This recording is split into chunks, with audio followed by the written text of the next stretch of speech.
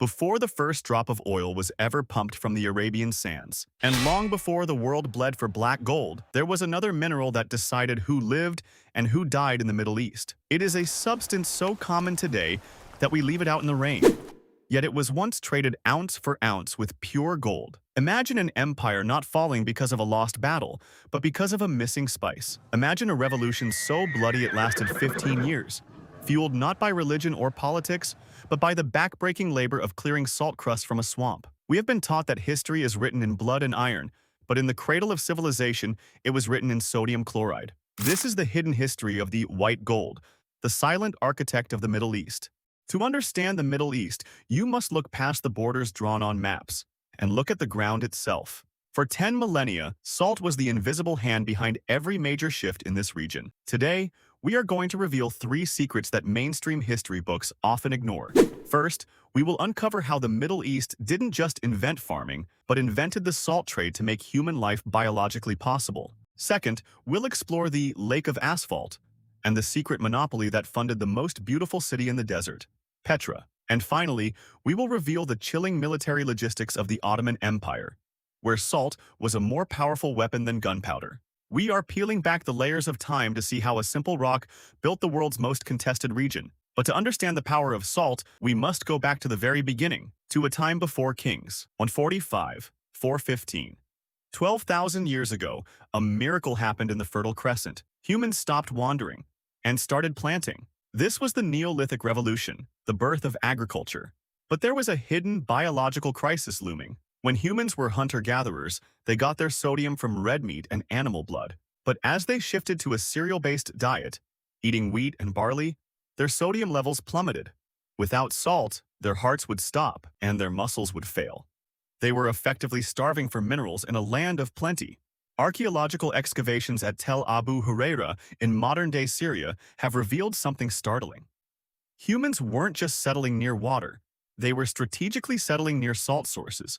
This wasn't a coincidence, it was a matter of evolutionary survival. The Middle East didn't just invent farming, it invented the salt trade to make farming biologically survivable. By 10,000 BCE, we see evidence of salt gathering on an industrial scale that predates the invention of the wheel. These early humans understood a secret. The one who controls the salt controls the survival of the village. As populations grew, salt became the first true commodity. It allowed for the preservation of meat, meaning food could be stored for winter and traded over long distances. This surplus was the foundation of the first cities. Without the ability to preserve food with salt, the great urban centers of Mesopotamia would have collapsed within a single season. The white gold was the glue that held the first societies together. But as salt became a necessity, it also became a target for the world's first monopolists. But while the farmers of Syria were using salt to survive, a mysterious tribe in the Jordanian desert was using it to become the wealthiest people on the planet. In the heart of the Levant lies a body of water so toxic that nothing can live in it, the Dead Sea. In antiquity, it was known as Lake Asphaltites. For centuries, historians wondered how the Nabataeans managed to build the breathtaking city of Petra in the middle of a barren desert. The answer wasn't just the spice trade. It was a brutal, efficient monopoly over the Dead Sea's minerals. Records from the Roman historian Diodorus Siculus describe how the Nabataeans fiercely protected their saltworks with a level of violence usually reserved for gold mines.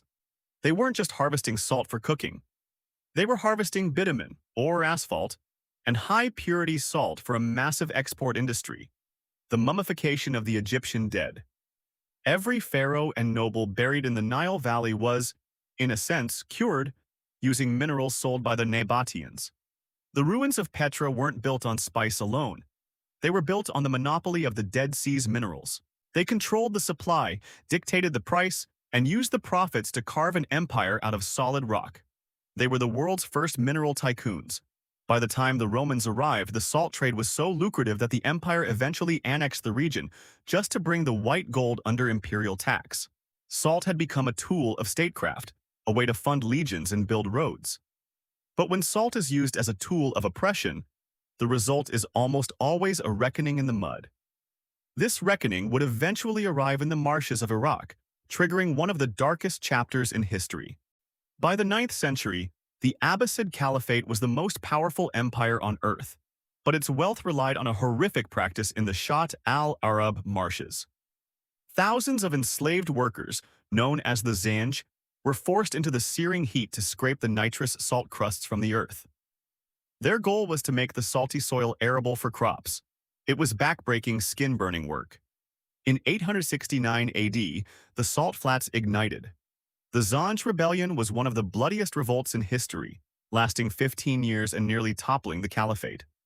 The salt of Basra wasn't a blessing. It was a curse that triggered a war that claimed hundreds of thousands of lives. This conflict proved that salt could break an empire as easily as it could build one. Fast forward to the rise of the Ottoman Empire. While European powers were focused on gold and silver, the Ottomans focused on salt. Their secret weapon wasn't just gunpowder, it was logistics. Military archives reveal a complex system of salt warehouses positioned every few days' march along their conquest routes.